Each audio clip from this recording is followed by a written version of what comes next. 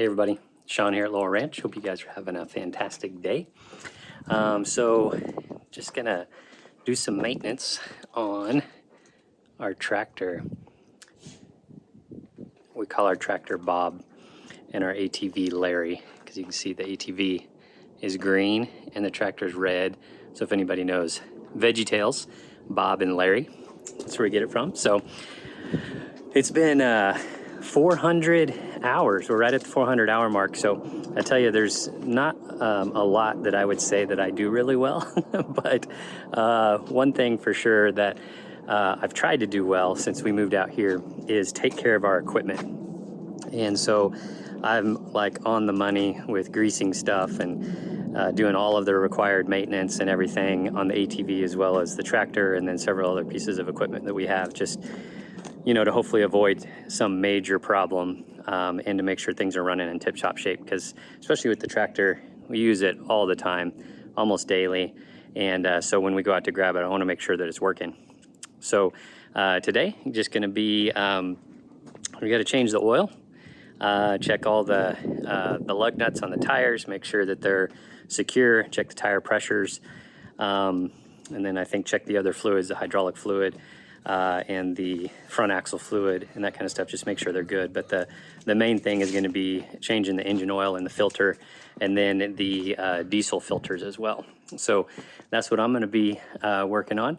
I've got my manual. Hopefully everything goes well, but there's usually some unexpected surprises. But we'll run a video here just on quick, but I probably won't stop to explain anything, because it's all pretty straightforward and in the manual, and everybody's got a different tractor. But main thing that I just recommend, whatever machinery you have on whatever size farm you have, maintain it. And it's better to maintain it than wait for a breakdown and then deal with it after the fact.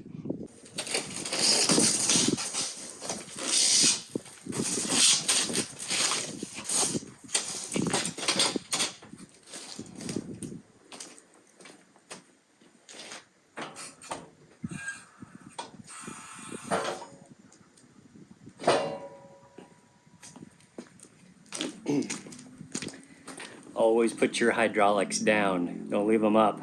You don't want them to fail and fall on you. Also, you can see I put some lumber under this side of the tractor. That's because the ground is not level, and so I want the tractor to be level, especially for checking the fluids and stuff like that. So by putting those under there, then I was able to get the tractor really level, so I can work on it, everything will drain better, and I can check everything better.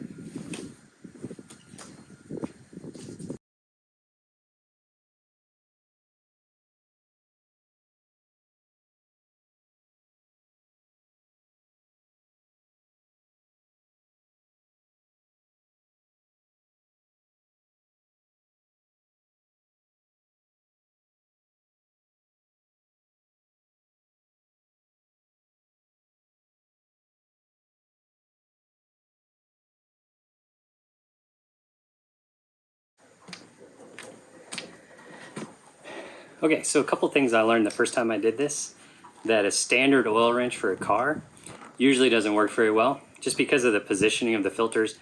It probably depends on the tractor you have, but I tried a bunch of different oil filters and filter wrenches, and the best thing that I found was one of these with a chain on them that you loop around, it grips on here, it hooks on, and then as you pull and are unloosening, then it tightens against itself. So the only thing I don't like about this wrench is that it kind of destroys the filter. But if you're changing the filter, it doesn't really matter. If you're wanting to just take it off, then this one wouldn't work very well, because it does kind of, I'm probably holding that too low where you can't see it, but this one doesn't work very well because it destroys the filter. But it's the only thing that I found that I could really use to get the filter off, especially in the location that it's at on this tractor.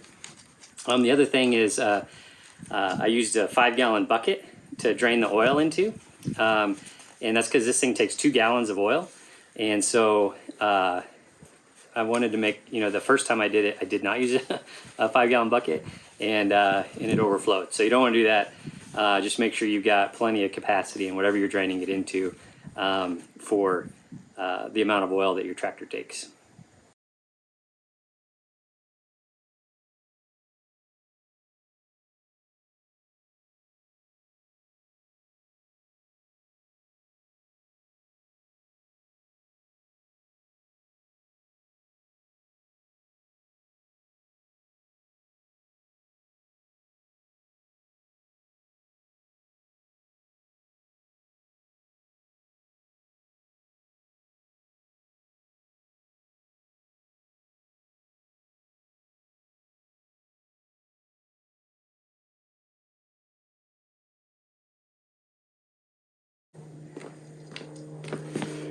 right, oil's all good. So we'll, when we get done with everything else, we'll start it up and then we'll check it just to make sure that I added the right amount. But hopefully all's good. The oil filter said to hand tighten, so that's what I did. And but I'll check it, make sure there's no leaks after we get finished. So now I just checked the coolant. Coolant levels look good. And I just remember one of the things that's not in the maintenance is the radiator. But I found out here, we're in such a dry climate, we have so much dust, especially the tractor out there kicks up a lot of dust. And I had before the tractor start overheating, and it was because the radiator was just so clogged with dust. So I am going to check the radiator, make sure that it's not full of dust, and hose it down, clean it out if it is, so that we have good cooling going on. But I'm going to go ahead and just make sure the other fluids are topped off, and then we're going to grease all of the zerts everywhere on the tractor. I think there's like 15 of them, so get to it.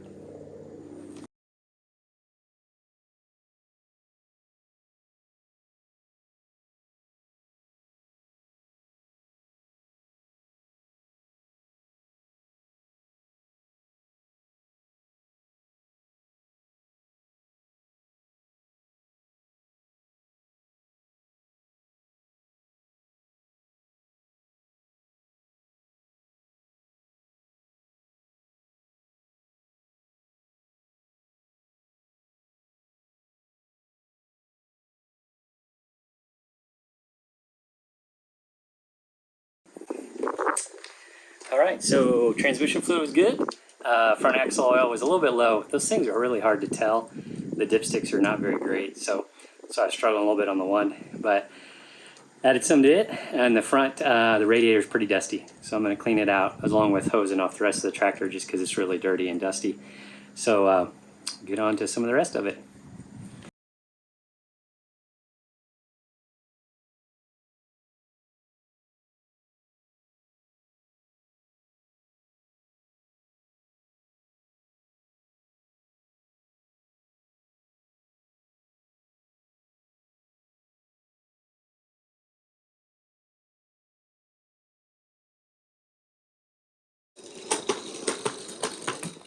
All right, looking good.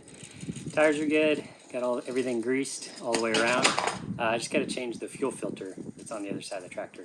So I may end it here, but all in all, tractor's looking good, in good shape. I'm going to hose it off, clean everything, make sure the radiator's clean, just make sure the tractor's clean, just because every once in a while there's an opportunity when there's a hose nearby to get it done. So she's looking a little bit better.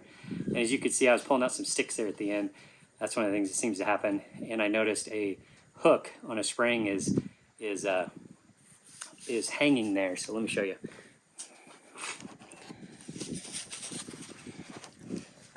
So of course, when you do maintenance, sometimes you find things that are wrong.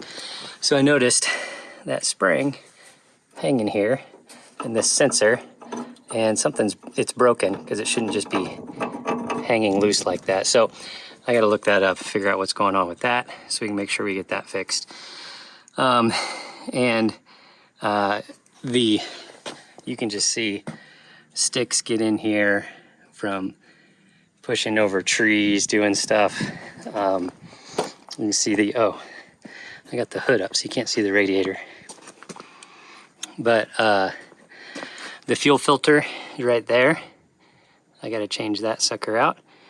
You can see back here, look at that, all the garbage and sticks, and that stuff gets in there, starts pulling out wires. Sometimes it messes with sensors, all kinds of stuff. So that's why we need to clean this up in addition to doing the regular maintenance.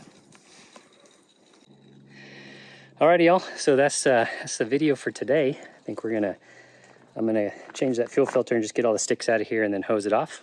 But that's all for today. Appreciate you guys tuning in, and remember, maintain your equipment so it's always ready for you. And until next time, thanks so much for tuning in and watching me work on the tractor and finding some stuff that's broken. Luckily, nothing too major. Everything was looking pretty good. But I'll figure out where that other one is and probably have to get a different sensor or something to mount that in. I think it's the brake sensor. I think that's what it is, because my brake lights have not been coming on. The brakes work, just there's no brake lights. So that's a kind of a minor deal since I'm not driving on the street, but still good to have everything in working order.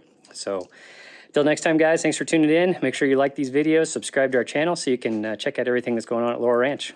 We'll talk to you later. Bye.